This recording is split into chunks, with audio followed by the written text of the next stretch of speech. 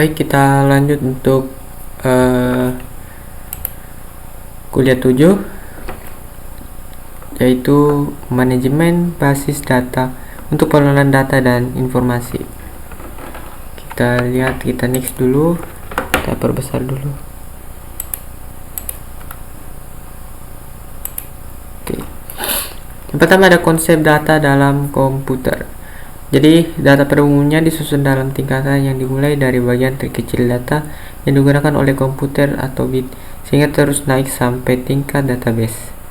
Dari sini kita gambar 9.1 menunjukkan tingkatan data. Ini adalah gambarnya. Bisa kita lihat di sini konsep dasar SIM. Ada hierarchy of data, example, database, ada files, ada record, ada fields, ada charter. Jadi di sini fields ini bisa menentukan nama, letter and phrase arts di charter, dan database untuk projectnya. Kita akan menjelaskan sedikit penjelasannya.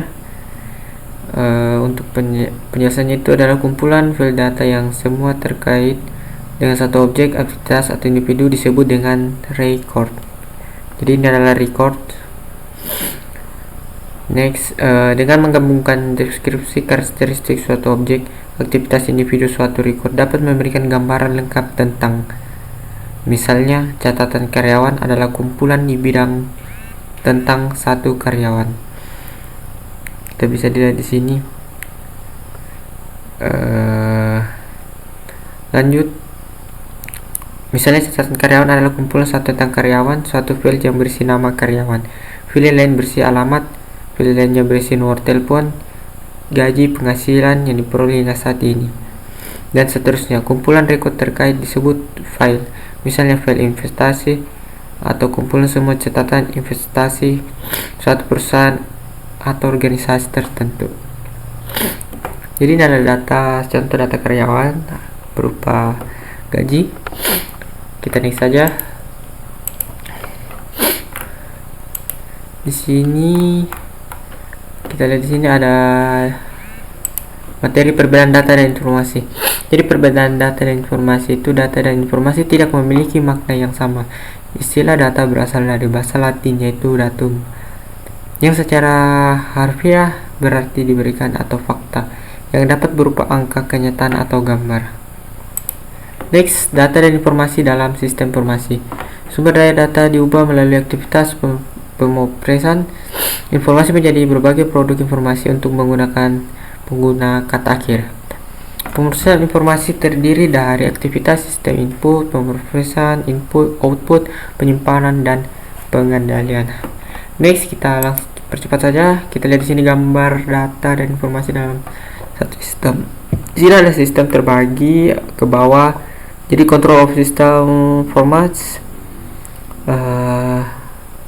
terus ke input of data, next ke processing data, formation out, terus store of data, records, next output of information, product. Jadi kita bisa jelaskan ini. Data transaksi bisnis, peristiwa lainnya harus ditangkap dan diarsipkan dalam suatu proses aktivitas input. Jadi kita aktivitas inputnya ini biasanya entry data seperti pencatatan dan pengeditan. Pengguna akhir biasa menggunakan data secara langsung ke dalam sistem komputer atau mencatat data tentang transaksi berapa jenis media fisik, formulir, kertas. Entry ini dapat mencakup kegiatan pengeditan untuk memastikan bahwa mereka telah mencatat dengan benar. Setelah itu, masukkan data transfer ke media yang dapat dibaca mesin. Oke, transfer dapat yang dibaca mesin adalah processing.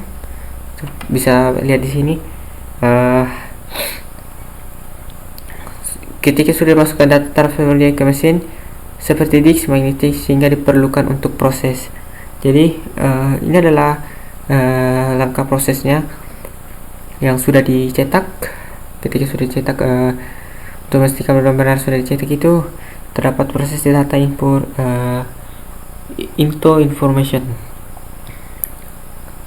Next, dalam aktivitas output, kita next ke output. Informasi dalam berbagai bentuk disampaikan disertai ke akhir. Tujuan sistem informasi menghasilkan produk informasi yang tepat bagi pengguna akhir. Produk informasi umum mencakup pesan, laporan, formulir, dan gambar grafik. Dalam tampilan video, tangkapan audio, produk kertas, dan multimedia.